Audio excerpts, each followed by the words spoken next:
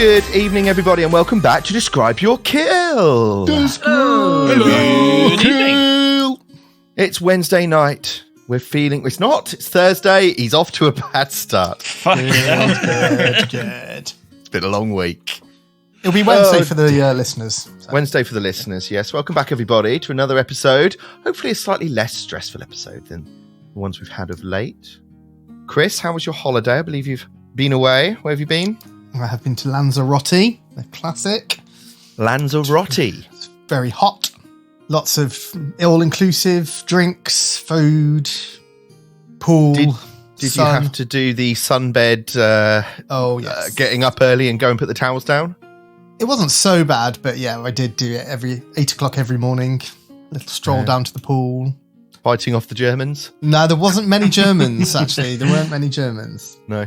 Yeah, there's quite a few Spanish, actually, which is quite interesting. Very surprising for somewhere like Lanzarote, really, isn't it? That was I mean, like, Spaniards on holiday, they must go there for their sort of holiday. It's got quite an African charm as well. Right. Yeah, because it's off the coast of Africa, obviously. So, yeah, it's kind of got this melding of cultures, really, but it's brilliant. Staff are great.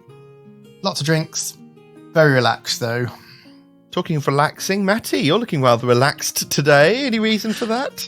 I've been in the spa today. Ooh, must be lovely. nice. Yes. Which spa? What I couldn't treatments possibly did you have? name it until they sponsor us. Mr. Lucky Luckies. Yeah, no, it's just a spa near my house, and yeah, I was just having a very relaxed day of treating myself midweek because then it was much cheaper. I had a lovely little light bento box for lunch. It was great. Ooh, Yes. 3 grapes they provided me. 3 grapes. I lifted the lid and it's all section and there's 2 wraps, a little bit of salad, a cake, and then in the middle, 3 solitary grapes. And I was like, thank you very much. Or a little palate cleanser. I will enjoy that. As a 6'4" beast opens this tiny little bento box. Welcome. I will say I was starving when I left. To the dungeon. To be fair, they were actually figs. I wish. It's just that tall. Nothing so luxurious. Did you have any treatments, Matt? Yeah, I had a deep tissue massage, which was this tiny little masseuse who was very strong, and it really hurt, but it was really good. So yes, I'm feeling limbered up and very relaxed. Fantastic. Jason, are you relaxed? Because I see on the Discord you've now acquired the puppy Juno. How is that going? I'm so tired, boys. I'm so tired. He's a father again. Yeah. She's lovely. She's settling in wonderfully. You can go to Discord and see puppy pics. Yeah, come on. That's how we're going to get you to the Discord. Yes. But yeah, she's great fun, but she's also an absolute buzzsaw. Everything is edible or destroyable with the mouth, including humans. So Okay. I'm currently sporting lots of like little sort of bite scars and nip scars where she's playing. Yeah. Aw, nice. A new addition to the home. Yeah. Good. And finally, Kimone, I know you've had some internet issues, but you're obviously with us this evening. Everything else okay?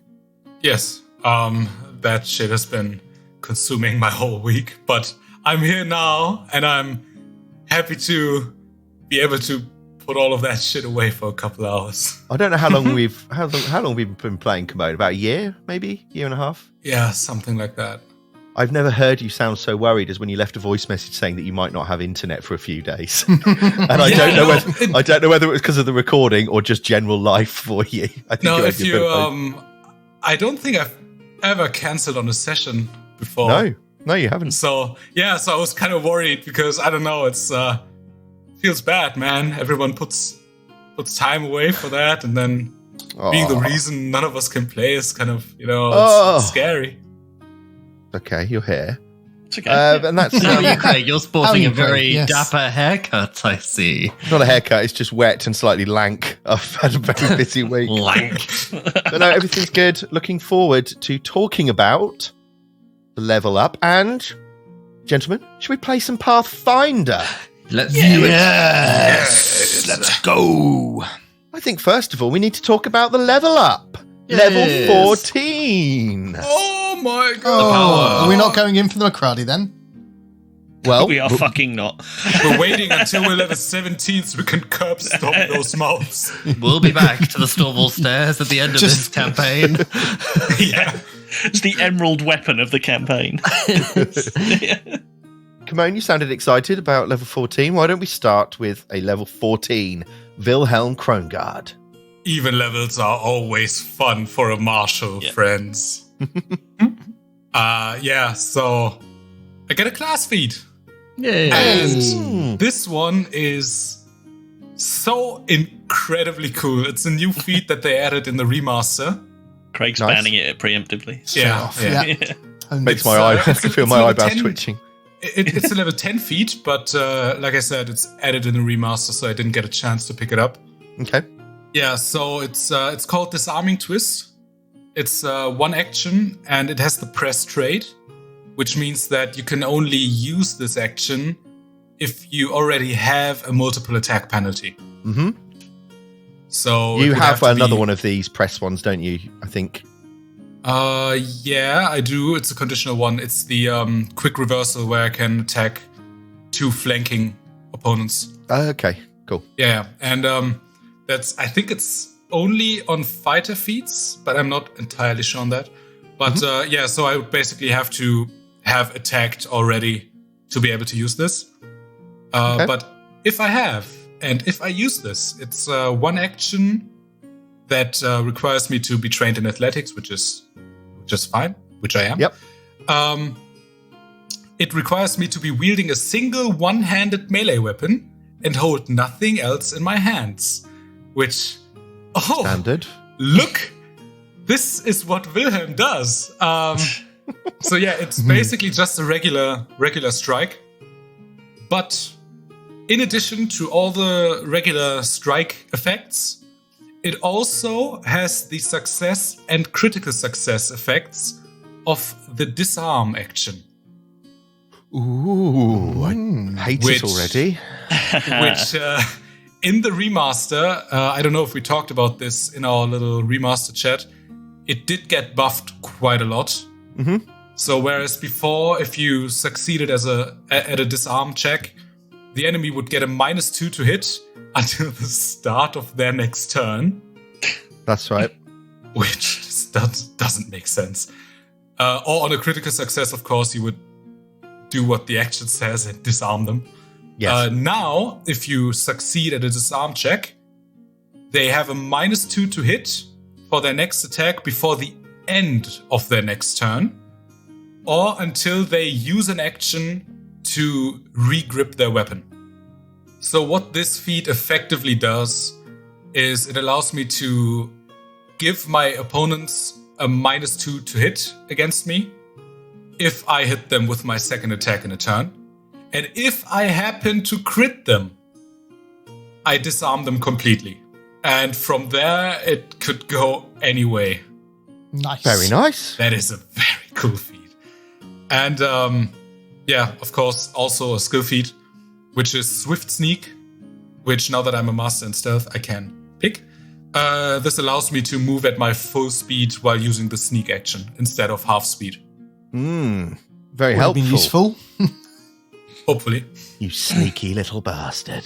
Yes. In that Sidisarax fight, that would have been useful. When I thought about skill feats to pick, I specifically thought back to that fight. I thought, I kind of have to do this just in case. Okay, very cool. So we'll see if the disarming twist comes into play in the future, and Swift Sneak. Of course. Anything else you need to talk about? Or are they the That main is things? the whole level up. Of course, Yeah. a bit more HP, but that's it. Let's move on to Lupin Malice, level 14 Thaumaturge. For those of you who remember all the way back at the level 0, the episode 0 chat with Lupin, when I took at the gunslinger dip, I said, I'm probably not going to use this, to be honest. It's just I had to take the multi-class feat. So here it is. So for my level 14 is I've decided to completely contradict that, and I've taken a second feat from the gunslinger dedication. So Lupin is taking the Gunslinger dedication feat. 1 second, I've lost it. There we go. Practiced reloads. Okay. So what that is very, very, very simple. Is it gives what's known as the Slinger's Reload, or the type of gunslinger Lupin is. So a Slinger's Reload is basically the way the gunslinger works, or one of the things that makes the gunslinger what it is all the different sort of subclasses, I suppose, have their own reload action. So you still have to spend an action to reload, but you can do different things as well as reloading. So mechanically, Lupin's gunslinger's way is the Drifter, which is... Way of the Drifter, that is? Yes, the way of the Drifter. So the Drifters tend to use a one-handed melee weapon and a one-handed pistol. So you can see where this is going. Lupin's, or should I say, the Slinger's Reload for the Drifter is Reloading Strike. And it's really, really simple. You make a melee attack and then reload your gun in one fluid movement. Ooh. So you just strike an opponent. Yeah, you throw a strike at the opponent with the melee weapon and then interact to reload. You don't need a free hand to do it, but obviously Lupin has the juggler anyway. And yeah, that's simply it. It basically means I can strike and reload as one single action. A bit of action economy efficiency. Yes, which is quite big for Lupin because action economy is one of my biggest problems. Actions per turn, yeah. Yeah. Okay. Is that so? That's got the interact trait, so that would trigger reactive strikes if in play. Yes. Yeah, absolutely. It's leaving already. Yeah. Also, just as an aside, is another neat little bonus is because of Lupin's Scroll Esoterica feat. Level 14 means he now gets a level 4 scroll every day. Ooh. Any level 4 spells you can throw out that you've got your eye on? I mean, there's so many at level 4. I think Fly is a level 4 spell, which is great. I believe Haste is as well. And I'm pretty sure Slow is as well. Haste is level rank 3. Level 3. Oh, yeah. Slow Well, is rank could very well be, actually. Oh, rank 3. Suggestions level 4. Yeah. So there's rank 4 is sort of quite a nice little rank for. So that's when you start to get some of the really fun ones that can really ruin a GM's day. Not that we'd ever want to do that. No, not that we'd ever need to do that. Would never want. And then one worth bringing up as well. I know we don't normally do the skill feats, but this is one that could suddenly tie in if people start wondering where this stuff is coming from. I have taken alchemical crafting for Lupin. Oh. So not a full alchemist dip, thank God, because they've just rebuilt the entire class. So I wouldn't have had time to redo it. But is just with downtime, which Lupin doesn't really have a ton of use for. It's potentially a good route for us to get hold of some cool stuff. I've been looking up some very, very interesting alchemical tools that might make our lives a little bit easier. Are you saying that Lupin will be spending gold on consumables? No, I didn't say that. He will be invoicing you. Right, okay. He's a merchant. He's not a charity. I love it. New crafting rules are obviously have been updated in the player core book or in the GM core, certainly in the new remaster, making it significantly easier. I know a lot of people still have issues with how crafting works in Pathfinder, but it'd be interesting to see you trying to use some of that because you do also have a magical crafting as well, don't you? Yeah, Lupin is actually, it's not been something we've had to use a ton of so far, but Lupin is actually really strong in craft. He's a master. Okay. So he gets a plus 20 to his check. So we really perhaps should be, or I say I really should be making better use of that considering the number of skill increases I've put into it. And of course you've got the snake bite swamp out in the Harrow Court as well for the manufacture of poisons as well. Yeah, absolutely. And having spent I think quite some time going, we'll never use that, is I'm now about to contradict myself for the second time in this very, very brief session so far and go, yeah, we'll probably head back there at some point. Very good. Is that it for Lupin? That is, yes. Thank you very much. Let's move on to our famous bard, Malachi Bordello. Totally famous. Level 14. Quite a boring one, I'd say, for a bard. I'm afraid I do get a extra 7th level spell slot, which is lovely. I'm not going to tell you what it is because it's rather cool, and it will come out in the story, I believe. Nice. So I will keep that one in the bank. I have taken... He does get Bard feat and a skill feat. And for the Bard feat, I've taken Soothing Ballad. So I'm going to bolster our healing options. It is a composition spell. So it does need a focus point spent on it. Oh, But okay. essentially... You have 3 focus points as well, right? I do. It's a 2-action composition cantrip and a range of 30 feet, and I can target up to 9 allies. I draw upon my muse to soothe my allies, choosing one of the following 3 effects. The spell attempts to counteract fear effects on the targets. The Okay. spell attempts to counteract effects imposing paralysis on the targets. And finally, the spell restores 2d8 hit points to the targets. And obviously, this will be heightened to 7th level. So there'll be extra 1d8 for every level there as well. So it probably puts that up to what? 78, I think. Well, it already does 2. Oh, 78. Yeah, Yeah, there you go.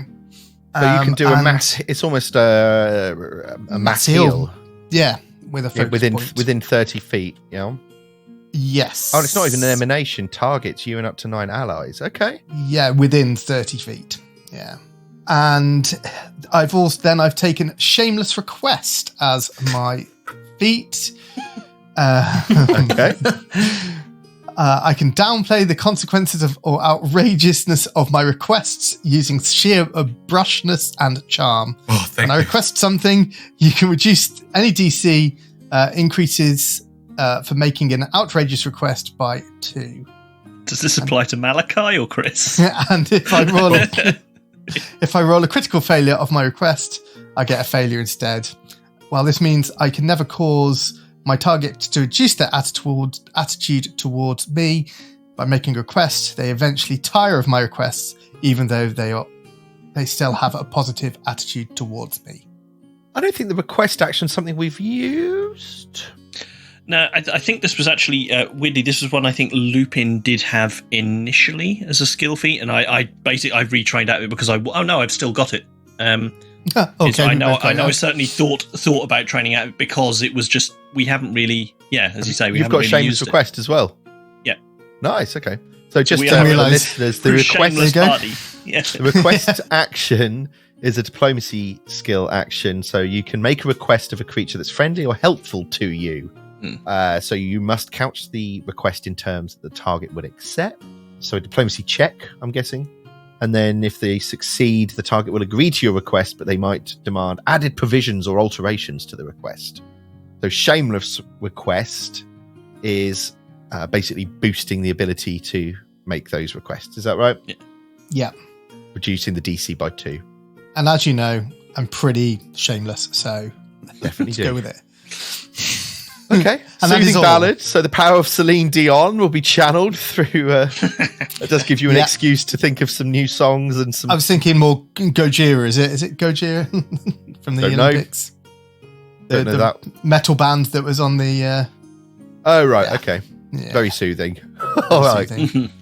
Finally, last but not least, is Aaron Spoke Point. Now, also with Aaron, will have been affected by the remaster in some way. Is that right? Yes, the release of Player Core 2 does include the Sorcerer class, and it doesn't mean too much for Aaron, but one of the changes is that essentially sorcerers have something, let me just find the word in the book, something called sorcerous potency. So previously this was similar to a feat called dangerous sorcery, which basically means that when you deal damage, you get the spell's rank as additional damage. It just boosts damage. But they've now made that not a feat, it's just you get it as a sorcerer. And it also tracks for hit points as well. Oh. So if you're doing healing. So yeah, it's quite good. Another change is in blood magic. So blood magic is a thing that comes up for Aaron when he casts one of his focus spells. So the one that erases possible futures is one of those. And Unraveling Blast. Yeah, Unraveling Blast. Yep. And so when he would cast those, he gets to benefit from the blood magic effect for the Harrow bloodline. And they have updated that now so that there are actual feats to expand the blood magic effect. So if you wanted to take feats, you can to have different options for your blood magic effect, which is cool. But obviously I don't have any of those unless I do a kind of big rework, which I'm not going to. Okay. So yeah, not too much of a change on the player core side of things. And for level 14, I get a class feat, and I have gone with Quickened Casting. I think this is one that Chris has for Malachi. It works similarly for Aaron as a sorcerer, but basically if I cast a class cantrip or class spell, so that's either my focus spells or one of the spells that I have to take as part of the bloodline. Okay. Then once per day, I can reduce the number of actions to cast it by minimum one action. So just useful for when we are in a pinch. Does that mean you can potentially cast 2 spells in one turn? It does, yes. It does. Ooh. Only once per day, but it is pretty juicy. Okay. I also get a skill feat, although I have about 30 seconds ago realised that I'm not eligible for it. Oh dear! Cheating! No, the only reason I realised it is because it wasn't very clear on Foundry. It had the archetype trait, and I see. I'd missed that you have to be in a particular archetype, and it was going to be around healing, so I will pick something similar. Basically, Aaron is an expert now in medicine anyway, so I just want to develop a little bit more around the healing capabilities if I can with a skill feat. So I will find and relay what I'm going to do for that.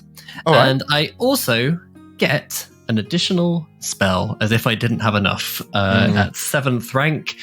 And yeah, it's a very, very cool spell. I'm not going to say what it is right now. I will let it come up organically because it is very cool and it is very on theme to Aaron's. Very on brand. Brand, yes. Fantastic. Okay. Is that everything then for Aaron? I believe so, yeah. Right. And what does the level 14 GM get? Let's have a look. A party full of level 14. Tell you what we have got. So we've now...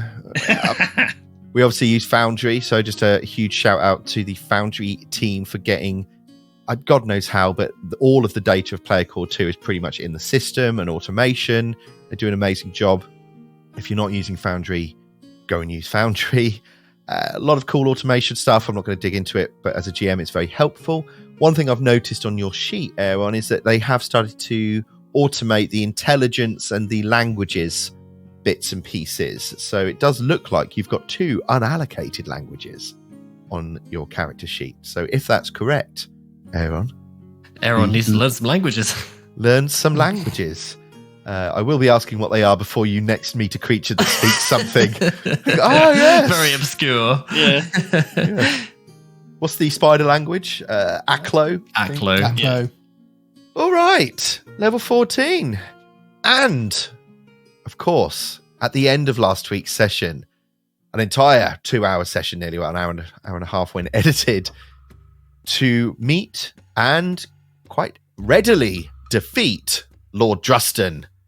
32 horses, 60 horses, and a couple... All killed by Aaron. ...of demons. All killed by... No, as we said, all killed personally by Matty Wright. No. Oh dear. All right, gentlemen. So let's go to the map. Let's find out where we are. The recap is easy. You fought Lord Justin and readily dispatched. How does everyone feel about that combat? Anyone have any thoughts? I think you guys were surprised at how easy it might have been compared to some others. Yeah, but let's not boast because Democratic could always come back. Yeah. I definitely thought for an end of book fight I was expecting once I realised we had the mercenaries fighting alongside us, I was expecting reinforcements or something, because I was sort of looking at it may just be hey, this is one of the ones where our party comp actually kind of worked in our favour, because we actually have quite a lot of AoE. Yes. Which was very, very handy for getting rid of those horses. Maybe if we were big on single target damage or all marshals or something, I think we'd have maybe struggled a bit more. Yeah, maybe. Obviously, the mercenaries with you give the enemy additional attack options. Having Aradeth alongside you, there is obviously worlds where, and we'll dig into this actually in the wash up episodes around this whole chapter of the book, which obviously has been all at the Storval Stairs. There are worlds, and I'm sure many parties, where Aradeth is not alongside you for that battle. Maybe there were many different possibilities. That's the beauty of the game, isn't it? But especially this chapter, I think, does give quite a lot of leeway into how you want to take stuff on. But anyone take any major damage? Wilhelm, you probably took the most, but it's not a lot. No, I mean, I refreshed because we leveled up, but even if I didn't, I was still at over 100 points. Hang on, let's just rewind. You what? We leveled up, so yes. I refreshed my hit points.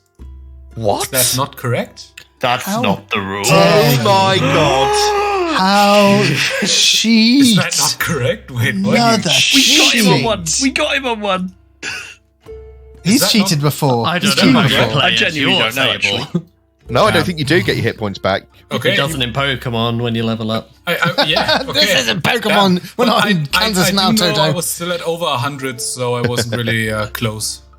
Well, it's only been a matter of seconds for our hero since we last played. It's obviously been a bit longer for us, but the combat is over. Drustan has just fallen down dead 40 feet above the ground from Wilhelm's. Was it Wilhelm who got the killing blow? Sadly, no. It wasn't. It was Aaron? Yeah. Belder? No, it was Aaron. It was Aaron with an unraveling blast. Yep. Finishes off Drustan as he falls to the ground dead. You are out of combat, still at the foot of the Storval Stairs with Aradeth and the 4 mercenaries. Over to you. Wow. Well done, Wilhelm. You nearly got one there. Looks at everyone else, furiously pointing at the place where the other devil fell from the sky, only to realize that it's just a couple of pieces of ashes and horn left. You saw that, right? Fuck you, Lupin. Still in demon form as well. Yeah. So, watching Drustan just kind of fall out of the sky and hits the ground, and Aaron, having just seen him off, steps towards him, casting Detect Magic as he does.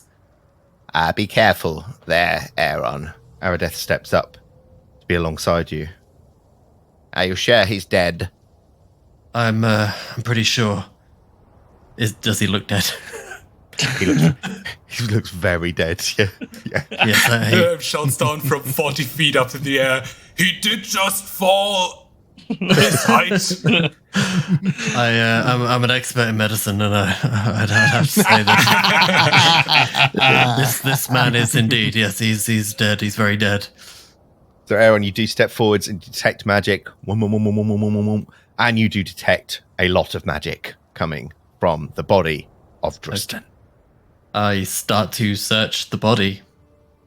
Do with him as you will. I shall return through the mess hall back to the room. I have a feeling we might not be needed here for much longer. Come and find me when you're ready.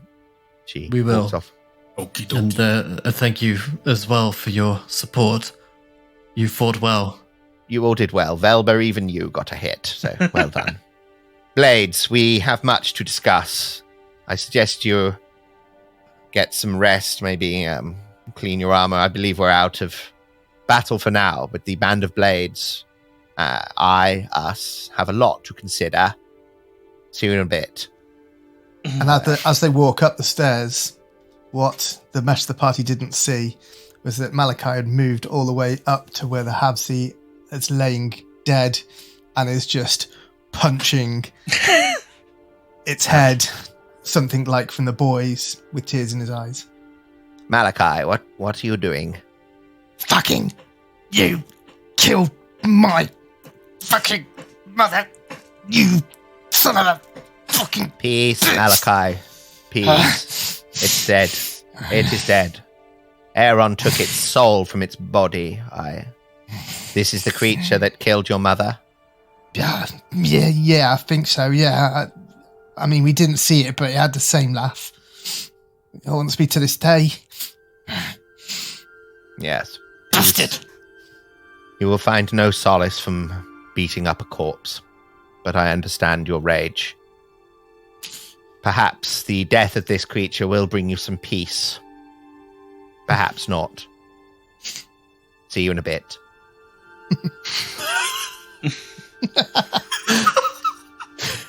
Not one for speeches, is she? Remind me, when my time comes, don't get her to do the eulogy. So Aaron approaches Malachi and just puts his arm around him and says, "Look, come and join us, Malachi. Leave the body." And Malachi's shoulders sort of dip a little bit. I'm going to take everything from him first, and searches the body. You find 4 +1 daggers. Takes them all. One of them with fresh blood on the blade. He wouldn't know that it's his mother's. It did say that it was his mother's. Okay. The blood is spelling out the name Karen. Yeah.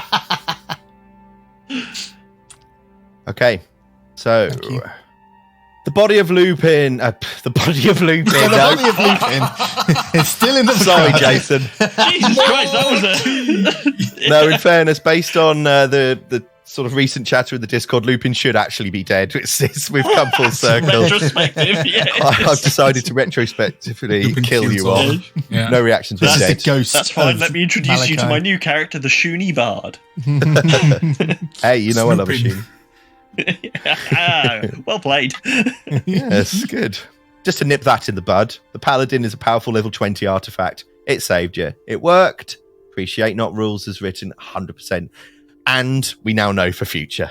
So if you fight the Macrady again and it gets to use its pull apart ability and you critically fail and you don't have any hero points left, you will be dead. All good? That's understandable. Right, Gotcha. let's get to looting.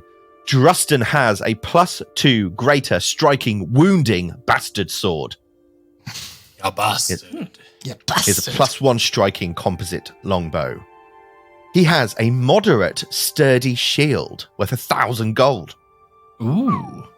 His armor is +1 resilient full plate. Obviously, it's very cool though. Yeah. He has a virtuoso lyre. He was quite the musician in life.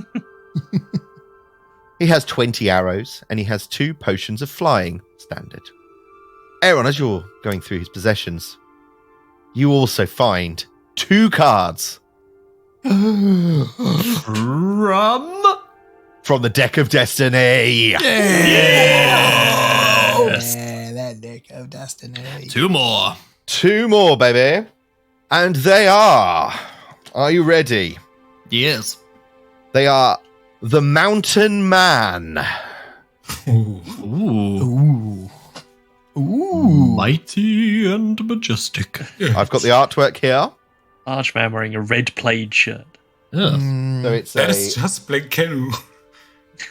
the Mountain Man is the chaotic neutral card from the Suit of Shields. The Mountain Man represents creatures with incredible physical power. As long as you have the Mountain Man invested, it grants you a +2 item bonus to athletics checks to force open, grapple, shove, or trip. Increases to a +3 at 17th level. And once per day, as a 2-action interact, you bring the might of the mountain into your body. You cast a 2nd rank or 4th rank enlarge spell upon yourself. Yes.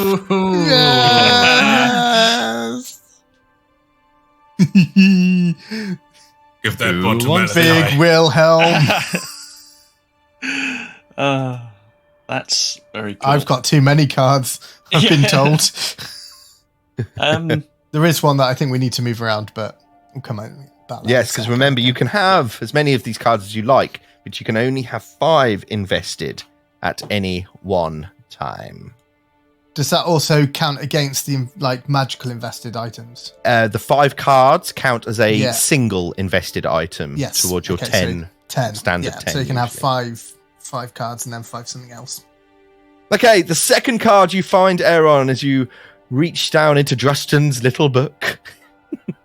You find a card that is called The Fiend. Wow. Ooh. If this isn't a Wilhelm card. The artwork on this card is very cool. It is a horned... Go on, come on. Excuse me, the what? The Fiend. Oh, okay. Willem snatches it. No rollies going on here. Do I roll athletics for that? Rollies.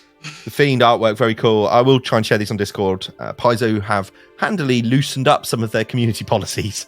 So I'll share a bit more of the artwork, I think, with you. A red, huge devil demon creature that's currently eating one woman and seems like he's got another queued up, eating them like chicken wings at an all-you-can-eat wing buffet.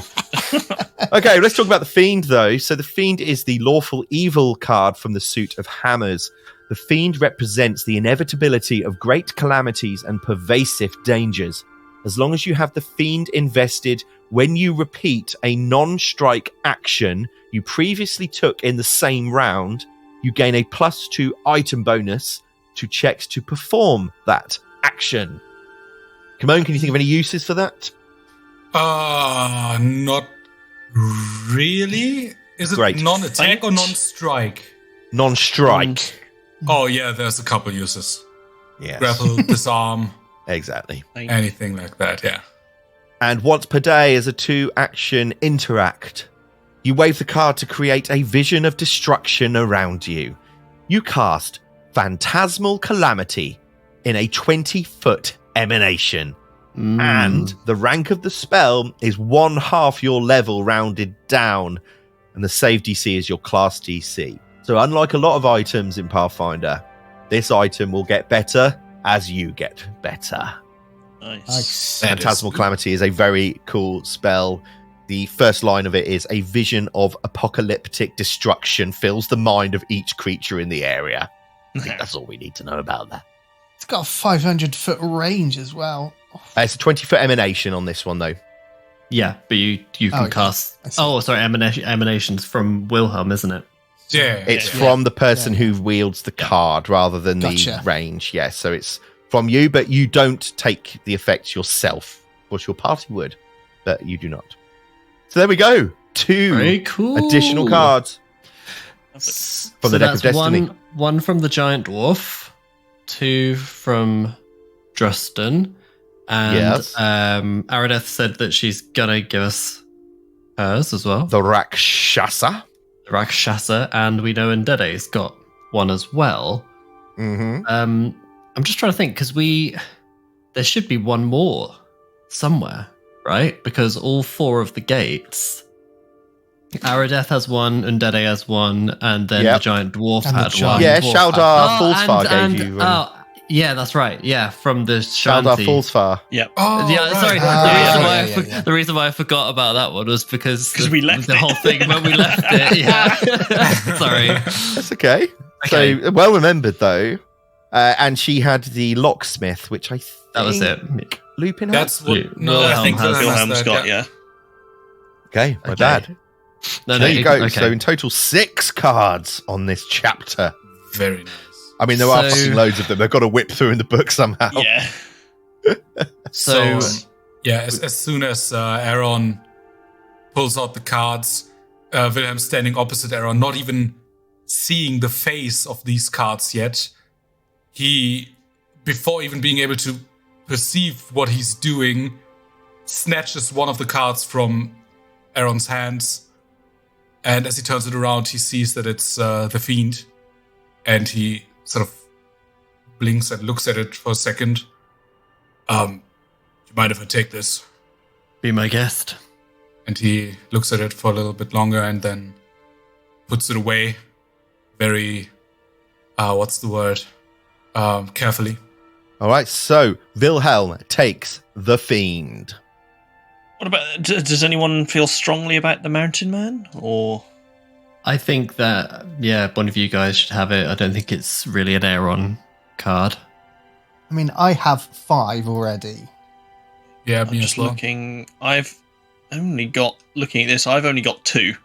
So Yeah. You There's have one it. that I think you should have. Giant Lupin. I think Yeah. you should probably take the vision from me.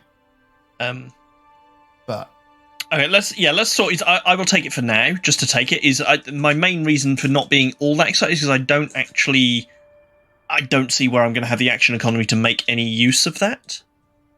And Lupin's not that great at athletic. I don't think, to be fair, I don't think any of us are particularly strength based. Anyway, I think you've just saved yourself an action, Jason, with your level up. So don't you go moaning about. It's basically a That's one what I mean. I action don't then enlarge. want to bloody get rid of it. Yeah. But yeah, I'll take it for now, and then we'll say perhaps when we get back to Harrowheart, we'll have a little bit of a look and see whether we've got any that are better elsewhere. So Lupin takes the Mountain Man. There's a couple of potions of flying and the arrows if you want to take them. can I take the potion of flying, please? At least one of them. Yeah, they're on Justin, so just make sure you leech it in because I'm not coming back to do it for you. So Got him. take what you need. Lupin, you're stood by the body of the Munagola, this fiend creature. Yeah, so Lupin will, respectfully defile the corpse. So nothing particularly useful, but there is a +1 striking composite longbow, a +1 striking great axe, and a +1 breastplate worth a bit of gold. All goes in the spacious pouch, which Interesting. Go on. is at this point full to bursting. Mm. We Remember, definitely need to find Aaron a shelf has got- soon. Aaron's got his own spacious pouch. What interesting little bit on the Munagola, when she was using the weapons, they were flaming, but as you take them, Lupin, they are no longer flaming, and that's because when I don't know if it's a devil or a fiend thing, when they use weapons, this one at least, it makes all of their weapons gain the flaming rune automatically. Oh, Yeah, I that's think cool. that's a devil thing. Yeah. Yeah. And the cavalry, I don't think you even want to get involved there. There's a lot of There's so much dead horse. a lot of mess. Very messy. Veal. We don't need to buy any meat for a while. What's it called in Doom when you make something explode and is it Gibbs? Oh, or Glycerate. Gibbs, yeah. Gibbs. Yeah. Yeah. That's what happened Horse there. Gibbs. Yeah. Yeah. God, they like a dead horse in this adventure. There was a dead horse on the stairs as well, wasn't there? Yeah. Yep. Where the crystal skull swarm. All right. So big thank you to our newest sponsor, Red Wings Horse Sanctuary. Thank you for the money, guys. So you have claimed the cards from the body. The mercenaries have gone. Aradeth has gone. And I assumed you head back up to the north to climb the rope, back up to the chamber. Absolutely not. So I think we should probably let Undede out of his office now. Fair point. Hold on. Who was Perhaps- he? Who was he again? He was the guy with the pointy chin. He was Right. probably hiding a Harrow card in there. Do you think he had a toilet in there? Well, we think he was really, evil, I really but- hope so, or at least a chamber pot or something. Oh my god. He's been in there a long time. Brr. Perhaps we'd be better off speaking with Aradeth. If Aradeth is true to her word and decides to leave, then Ndedi may leave alongside her. Yeah, let's Yes. leave him in there for a couple more hours. What And if harm would she- that do? And if she instructs him as well to, give us the card, I hope that she'll see that they're best placed with us. Indeed. Come on then, let's go. Lupin heads off up the stairs. Wait, what cards did they have again? Aradeth had the Rakshasa, Yes, that's what she told you. and Dede had. Did he tell us? I don't No, think he did, Aradeth said that he had a card, but I don't think we know what it is. Yeah, I don't. All right, guys. So you head back up the Storval stairs, getting very familiar to you now, I'm sure. What is the actual plan? You want to go and see Aradeth first. So you get to the plateau, the midway point. You can see the barricade is still in place where you left it to the north, which was Ndede was behind that when you met him. And then Aradeth said she was going back to the records room. So the plan is to go which way? I think we wanted to free Ndede first, so you could come talk to Aradeth with us, right? I was going to suggest the opposite, but I'm open to either. Listen, man, I think he deserves a bathroom break. He's been in there for like 24 hours by now. He should have thought about that before he gave us off vibes. That's very true. Listen, but we could also say that he's not off because he didn't join in with the. As someone who tried multiple sense motive checks and all of them came back with a green light, I completely agree. He gave me off vibes as well. So, do you want to go north? Yeah, sure. Let's open up. Why not? Poor guy. Barricade. Let's just free the man. All right, so you go back through the bunk rooms, and Aaron, Malachi step in and start clearing the barricade. You eventually do so. It takes you a few minutes. And you open the huge... Remember, these doors are massive to allow for the giants that used to live here. You open the door back into the storerooms of the Storval Stairs. You don't see or hear anything. The only thing you do see, of course, is the storeroom that you have previously ransacked. So open crates and stuff all over the place, but nothing else. Wasn't he off in a room to the side? Yeah, he was. Right, Yeah. So step in. Yeah, Lupin will step in somewhat cautiously. Okay. So you will step into this storeroom, and the door that Ndede came from was on the east of this large chamber that you're now in with all these stored goods. The stone door is shut. Could we try opening it? How many doors? Is it locked? No, It does not appear to be locked. Maybe roll a check. Aaron steps up and knocks on the door. Aaron, you knock on the door. There is no response. Aaron opens the door. Aaron, you open the door, and a faint, unpleasant smell fills your nostrils. Oh. You can see inside there is another stone chamber. There is a desk on the southern wall with a load of, alchemical goods on it and writing desk and that kind of thing.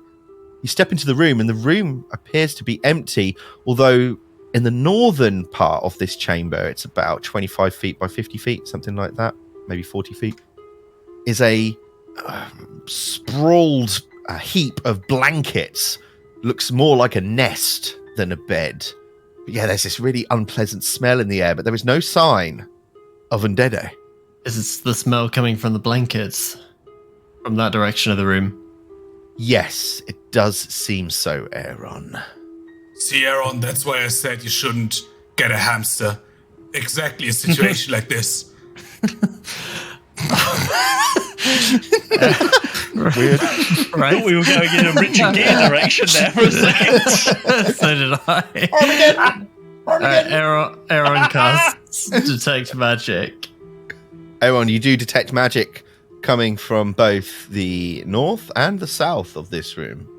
Okay, so stepping up closer to the blankets. The smell gets stronger as you do so. Lupin will draw his pistol. Aaron is going to cast Telekinetic Hand and just start lifting at a distance the blankets up into the air and maybe shaking them just to kind of see what's underneath all of these blankets. Aaron, you start to pick apart the blankets. Whilst he's doing this, the smell gets really bad. Why don't you all roll either society or perception checks?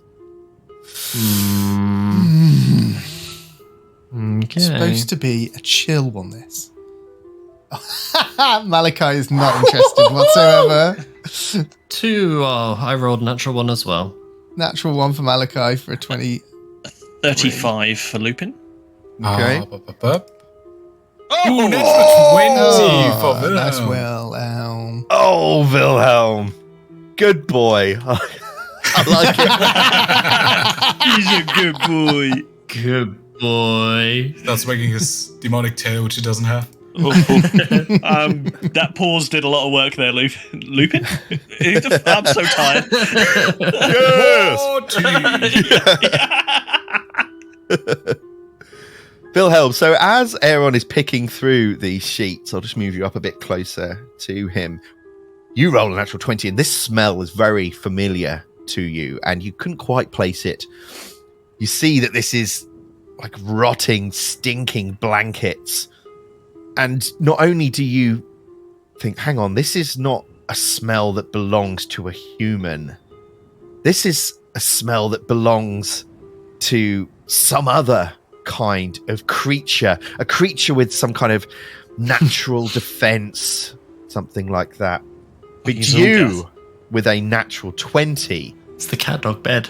You know that this bed or nest belongs not to a human, but to a creature called a Popper Bower.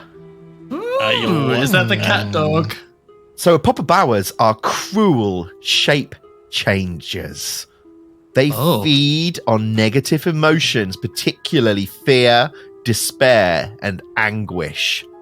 Though they're dangerously strong carnivores that drink the blood of their victims, their greatest pleasure lies in mesmerizing victims to cause suffering and spread chaos.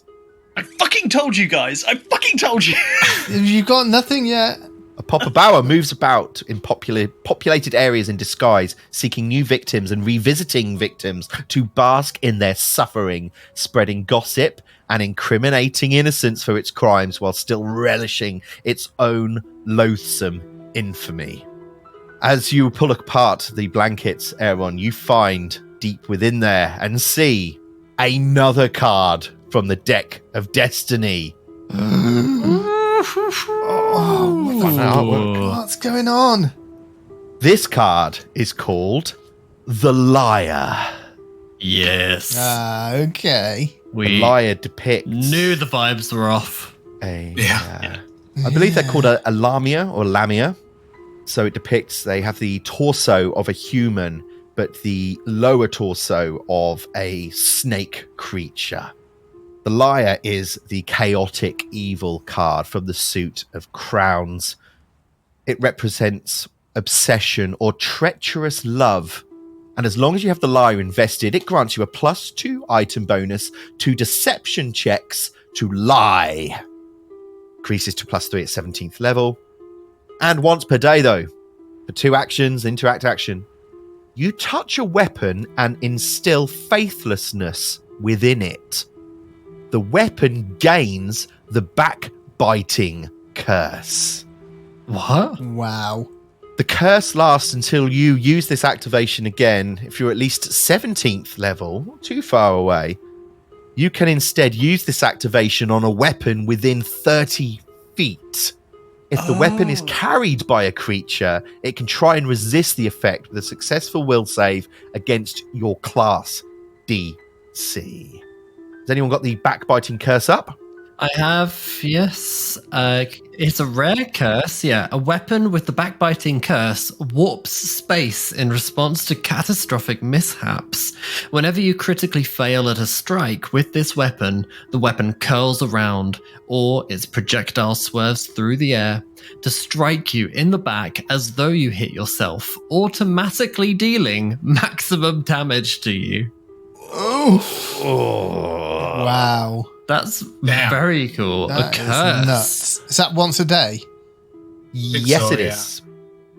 I will put that in the loot chest on the dirty Popper Bowers bedding. Very nice. Hooray. Wow. Lupin, you want some more actions? If anyone wants to roll a secret Illuminati check, society check, to just learn a little bit more about Popper Bowers. Yes. Yes. Aaron with a natural 20 on the secret roll. Nice. There we go. Everyone else failed. Very high DC. So Popper Bowers have the ability, of course, to change shape. They can take on the appearance of a human. They can also take on the appearance of a small or medium bat. They also have the ability to feed on sorrow. If enemies or people are confused, fatigued, frightened, sickened, whatever, it can restore and grow in strength as a result. What it also likes to do is use spells and abilities such as Ghost Sound, Telekinetic Maneuver, Ventriloquism. Yeah, okay. Mhm. And has this ability called Hallucinatory Haunting, where it can cast these spells at a great range, trying to instill fear within its targets. The whole time. I mean, he definitely did. We were scared. Yeah. Scared Yeah, shitless. so Aaron kind of putting two and two together when Wilhelm identifies the nest, says, I've read about these creatures deep in the archives of the Eye of Nethys. They're horrible shapeshifters, mischievous. Just, we knew that Undede, there was something not quite right about him, but he clearly has gained a lot of trust with Aradeth, and I wonder if she knows what he is. I wouldn't bet on it. My guess would be that maybe he was once part of this operation and at some point got replaced by this creature. You think that he could be impersonating the real Undede? It's in the realm of possibility, I would say. Yes. And Aaron looks to the ceiling of this because I think the tall rooms, aren't they? All of these. They are very tall, yeah. Can I see a bat in this room? You don't see bat in this room, Aaron, but when you've been exploring these chambers, I did mention it a couple of times, there have been bats in the rafters. He's been watching. I don't like it. I don't like it. Gentlemen, I suspect we do not need to spend much more time in here than we have already. It's quite possibly imperative that we make our way to Aradeth as a matter of urgency. She may be in further danger. Yes, I agree. Malachi, is there anything of note on that desk before we go? Well, I've had a quick look through, and there's an acid flask in here, and some other unusual supplies. Yes, Malachi, you look through and you find there is a collection of unused supplies and reagents worth 250 gold. There is purple worm venom worth 500 gold, level 13 item. There is a major antidote, level 14 item, worth 675. I don't know if these are remastered or not. We'll need to check. The greatest prize, though, is a level 17 alchemical bomb, which is worth 2,500 gold. It is an acid flask major. Wow. Aaron will open up his knapsack of halfling kind and just shove it all, clear the desk into the backpack. Come on, we've got to make haste. Agreed. Seeing as Aaron has left the card in that pile of blankets, Wilhelm, as everyone leaves the room, sort of looks around like, wait, really? And picks the card up and follows. Thank you, Kimone. All right, guys. So you've now taken this card and you've made a hasty exit from Undede's chamber. Is the plan to now go to Aradeth? Is that right? Yeah. Yes. Okay, I'm going to move you all then to her chamber. You go through the mess hall, through the trapped room. I'm not going to make anyone roll. Maybe Malak. No, I won't make anyone roll. Drew you a map. Levitate. And you approach the records room and you can hear Aradeth talking to the band of blades as you all step into the room. Did you find what you were looking for? Was Drustan's body holding anything of particular note? Any cards from this deck of destiny he talked about? Yes, two cards. Actually, yeah. 2. Juicy. Yes. And Train of thought is in the ditch. Yeah. Aradeth Yes. is on the way here. We stopped into the building opposite in order to speak with Ndene. He appears to have left, but more concerningly, we found evidence that would suggest Ndene is not who he appeared to be. Or perhaps, should I say, not what he appeared to be. Perhaps you can expand slightly, Lupin. Yes, we found what I can only describe as a nest. A nest? Nest? Yes, a nest of the kind that is, to my friend Wilhelm's extensive knowledge here, is only made by a creature known as a popperbower. Her eyes widen. Yes, I see that is one you're familiar with. These creatures are gifted manipulators and shapeshifters. Not familiar, Lupin, but I've read my Bestiary 3, page 206. Yes, I believe you have, and let's leave Maverick in your hand there. Look, it's in my hand. No, a popperbower. Troubling indeed. It's my understanding that they're not driven by wealth or gain, they're driven by fear or chaos. Does that align with your thinking, Wilhelm? Yes. Quick question. Yes. From my natural 20 on recall knowledge, Aerodeath. Yes. Did I also learn what type of creature a popperbower is? Yes. It's a creature. I don't know. It's humanoid. Is that what you need? Okay. No, I was going to ask if it's a fiend, but if it's not, it's fine. It's not a fiend. No, I see what you're saying. No, she takes it. It's not a fiend. Okay. Having seen her eyes widen at the mention of a popperbower, Wilhelm would like to sense motive. If she's acting surprised. Okay, roll a Illuminati check. Yes. She does not appear to be lying, Wilhelm. She genuinely seems surprised. Okay. Yeah, that's all. If Ndede was indeed a popperbower, I won't lie, his behavior was unusual and would align with a popperbower's goals. Not only was his chin an extraordinary shape, but I know that Raflin of recent days, as I said, had been spending more time with him. Perhaps Raflin was under the control of the popperbower.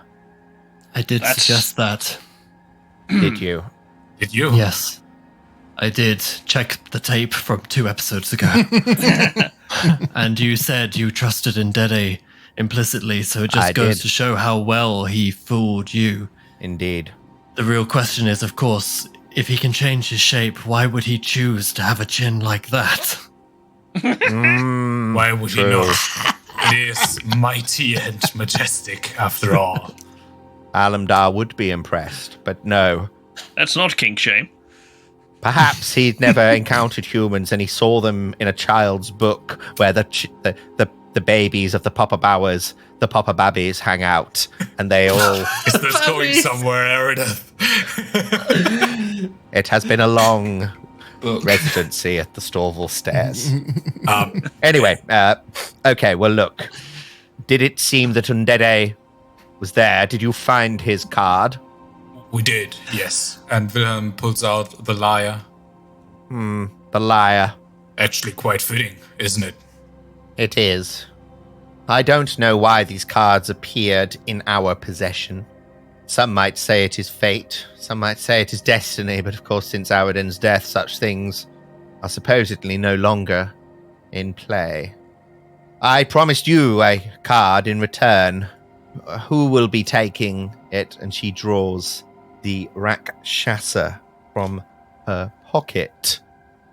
Oh, that's creepy looking. Yeah, that's like an angelfish. Angelfish. That's what I'm gonna say, yeah. Angelfish.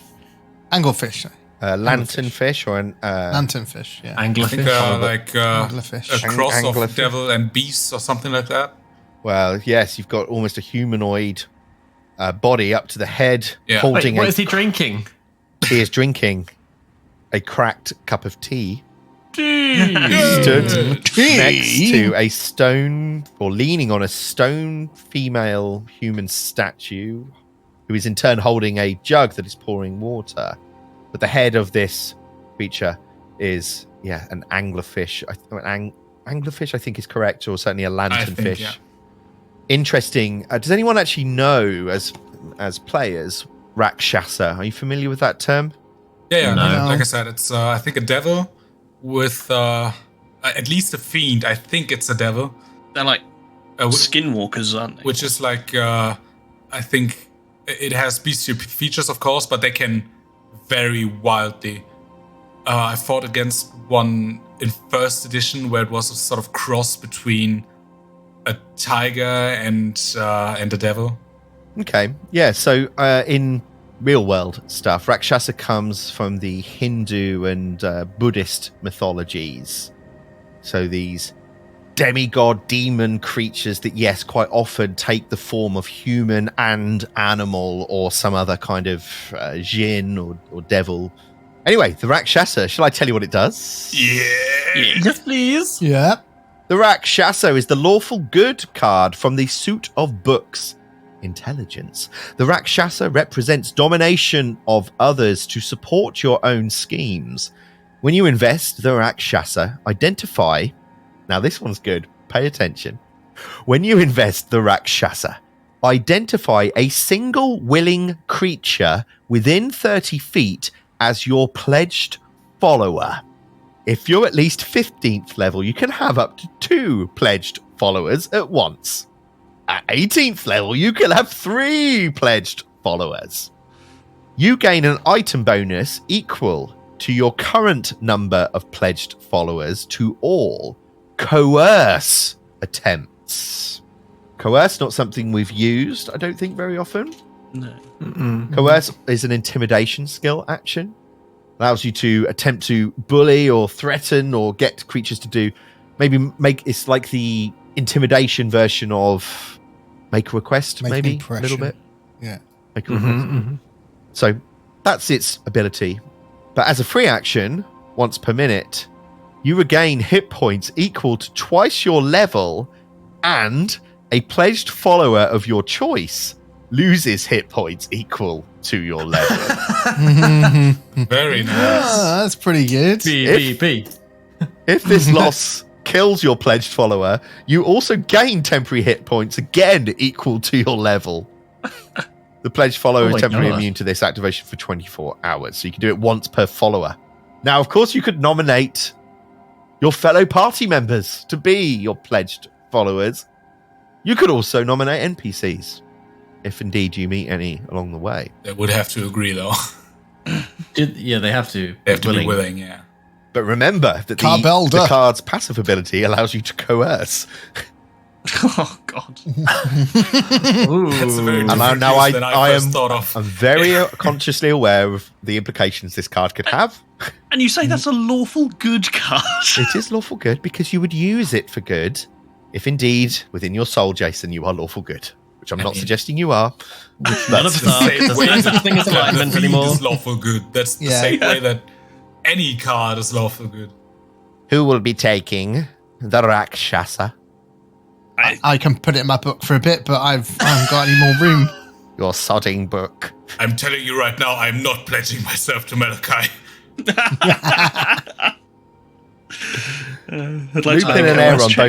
Lupin and Aaron both have 3 cards each. Malachi and Wilhelm have 5. So we're starting to get to the point where decisions will have to be made about which card you have invested, which powers you want. I would like to nominate Aaron for this card.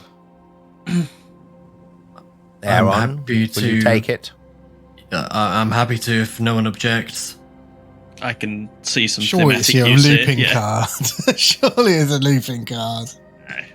Aaron takes it from Aradeth. Lupin going over to Erikanesh. Hey, so quick question. How do you feel about travel? Would you mind helping me out for a little bit? You just have to say, yes, I swear, to whatever I'm about to tell you next. I like that there's just sign on the line. Some kind of initiation or hazing ceremony to get the pledge followers in place. Yeah. They're just like walking blood bags. Yes. Oh, God. Aradeth hands Aaron the Rakshasa.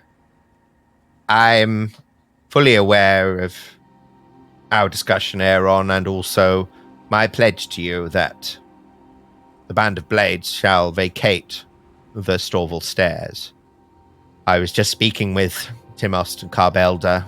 We do still have many members of the Blades out there in Galarian, Their numbers are much diminished, but there are still some loyal to me, although I feel that my cause has somewhat shifted.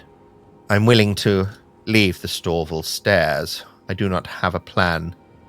May I ask, what is your plan now? I believe that we will regroup back in our home. You've already seen a glimpse of it through the portal that we showed you yesterday. Yes. It's what led us here in the first place, and, well, the Harrow Heart seems to know where we need to go to find the rest of the cards for the Deck of Destiny, and, well, having defeated Drustin and someone who has really been on the periphery of our journey this whole time, it feels like a big milestone. I don't know what comes next. We will likely return home and, well, I can't speak for the others, but I'm sure that if you needed our assistance in future, we would be receptive to it, Aradeth. I'm not sure how you would find me, or I you. Your feather token. Perhaps. I won't lie, there is a part of me that, seeing these cards from this deck, interests me greatly. I'm not sure whether they're linked to the death of Araden or his supposed return. Two things that were supposed to happen, and only one of those was true. I've given permission for the other blades to leave, and they will be doing so. I intend to disband the Band of Blades. Would you have need of a magus in this place you call the Harrow Court? And she looks down at her feet, clearly embarrassed. I think something that has been a common thread for all of us is we're not sure why we were chosen for this task. We're not sure how the cards found us. We're on this journey, on this path, and it's brought all of us together. And, well, if you were to make Harrow Heart your home as well, then I would say that that's fate. Fate.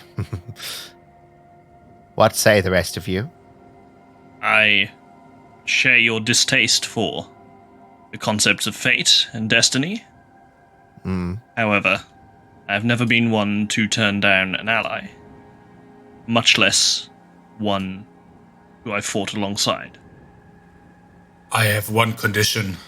Yes. I want to see you close that book and put it down on the table in front of you right now. Wilhelm. I was just kidding. Keep that book open. Of course you're welcome. And she steps forward, climbs over the table, and looks at you, Wilhelm. Wilhelm, be under no illusion.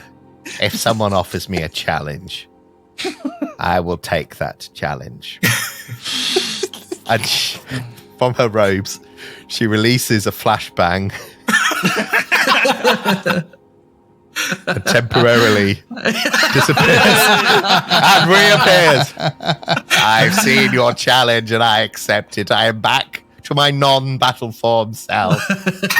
Whoa! That's nice. Wow, she's a magician. But Hero we can't points. deny her now. Don't you say no. I like magicians. I'm already 3-1, so You already what? Sorry?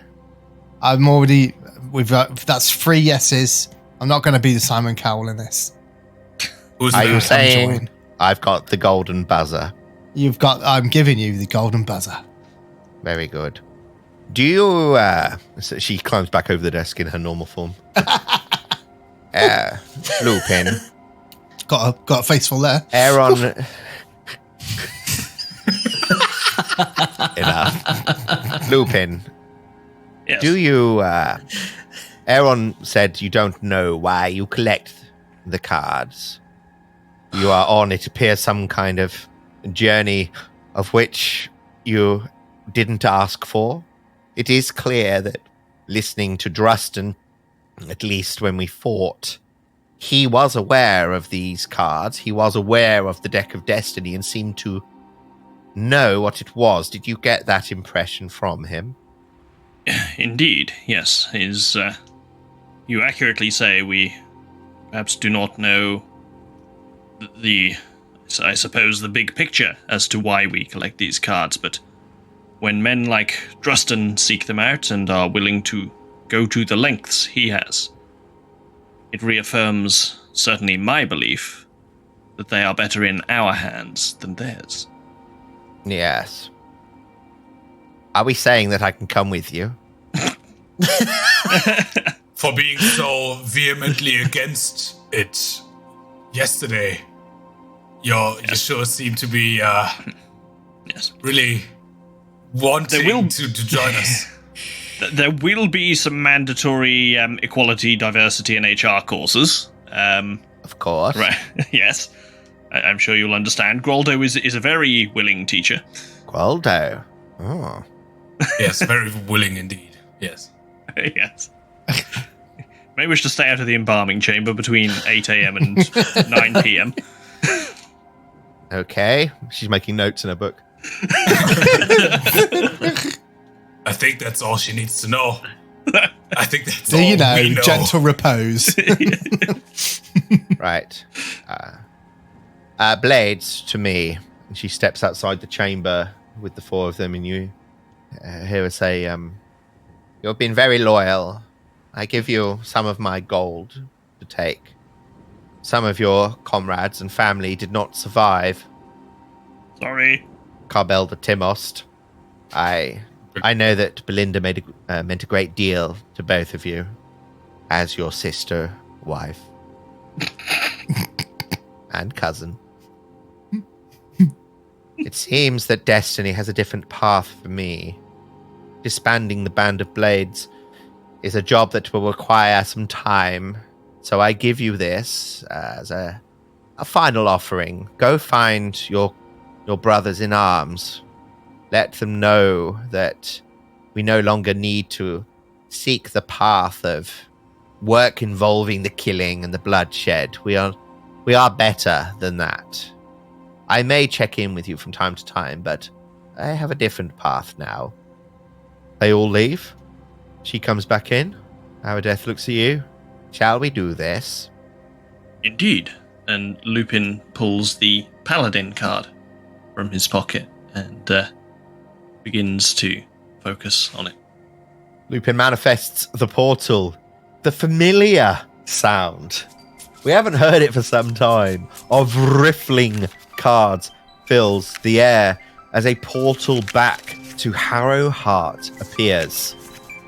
As he does, Lupin sort of leans into Wilhelm. How confident are we this isn't going to turn her into dog food? Listen, man. No. Science, I guess. Let's just try it out. It worked for us. It didn't completely disintegrate Karen even more than she was.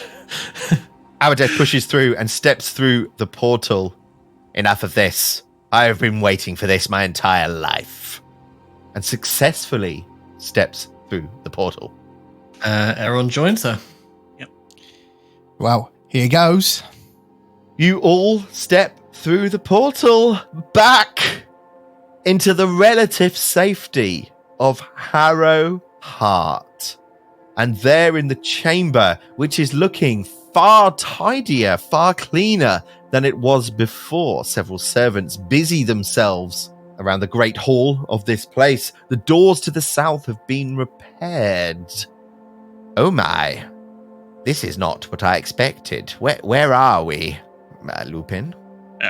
We are in the Harrow Heart. This is, to the best of my knowledge, I suppose you might call it an extra-dimensional space, perhaps? There are, I suppose you'd call them people here for a given value, although I'm not yet entirely convinced of their autonomy or their knowledge of a world outside of the Harrow Heart. Fascinating. But everything you see here is real. Fascinating. Who is that man stood there? That's Malachi, don't mind him. We've met. Malachi. Yes, I don't know. He's a violinist or something. How dare you? I'm livid. Were you the one who was trying to sing during the combat? Trying to? I was fucking singing. Who had the strangest mosh pit I've ever seen? Oh, it was brilliant, wasn't it? Just a thing of beauty. No, it wasn't Malachi I was talking about. It was this man here. Who yes. is that? Yeah, that's Stilton. I mean Milton. One of them. Sire. Milton. This is Aradeth. Hello, Lady Aradith. Welcome to Harrow Heart. Would you be requiring lunch? Oh, quite the gentleman, Milton. Oh no. What have we done? Lunch sounds splendid. Would you mind, all of you? This is a lot for an old woman to take on. Not only have I managed to close my book, but I've traveled to a new plane of existence. Do you mind if I explored a little? Just stay out of the room that smells like chili. Chili, you say? Yes. Right. Of course, I think the fewer questions asked there, the better for everyone, including the listeners. Right. Wait, does no one remember that chili joke? No. Chili joke. No one remembers. Malachi keeping a bowl of chili under his bed. Ah, yes. A tepid joke from episode 17. It was weak at best, and now you've brought it out and made it very more weak. It's not so much a deep cut as a fucking excavation, that. Listen, man. Let me have Man, this. you picked that one out. Wilhelm, I know you're tired. Please. Yeah. Ha ha ha ha. I know. Golf clap. Chili. Hey, Grono, they got my joke. I told you they would get it. That was a splendid joke. Perhaps Lady Aradeth would like to see her chambers. They have manifested on the first floor. I shall guide her there with your permission. Oh, Def, it's amazing. You can, your chambers are like, you can put whatever you want in there. Anything? Well, we were able to. I don't know if you could, but I'd be excited to see what you've got. I shall try. Milton, escort me, please. Yes. And they disappear out of the room. Well then, gents. Everybody roll perception check. Another natural 20, guys. You rolled like 2 So dice this perceptive. session. Yeah, both were for perception. To the south, you all begin to notice this vibration in the air. Wilhelm, you may be slightly more sensitive than most. This is an unusual feeling because you all feel that, apart from Lady Aradeth, for the first time, a living creature has now manifested within Harrow Heart. And as you look to the south, you see appearing a large creature, a lamia creature that looks like this. What?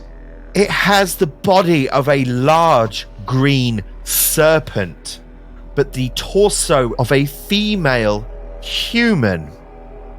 She looks down at her long green serpentine body, almost with a look of disdain on her face. And as she looks up and sees you four standing there, you all see a person that you have seen before. Because this woman, now breathing in Lamia form, is the same person that was lying dead at the very start of this adventure. Oh, shit. This is Hadjek. Hadjek. And the curtain comes down. End of book 1. Start of book 2. Division card. Yeah.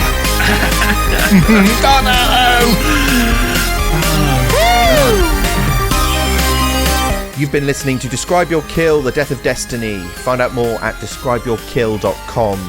Thank you to Paizo, Michael Gelfi, Creator Chord, Sirenscape, Kevin McLeod, Foundry, and Sigil Services. Get all the links on our website.